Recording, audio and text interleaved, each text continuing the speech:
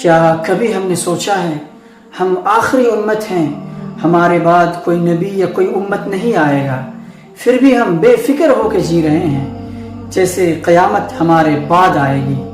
ہمارے دل سخت ہو چکے ہیں، جنازہ دیکھ کر بھی ہم نہیں رو پاتے اور فحاشی دیکھ کر بھی ہم نہیں شرماتے۔ رسول اللہ صلی اللہ علیہ وسلم نے فرمایا، قیامت کے قریب لوگ مسجدیں تو بنائیں گے مگر دلوں میں ایمان نہیں ہوگا۔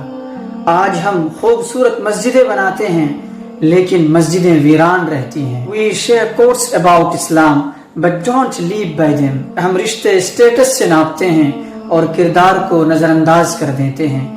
ہم گناہوں کو فریڈم کہتے ہیں اور توبہ کو بیکورڈنس سمجھتے ہیں۔ اگر یہی ہماری روش رہی تو قیامت کے دن ہم صرف تماشائی نہیں بلکہ مجرم بن کر کھڑے ہوں۔ So please wake up before the final trumpet is blown۔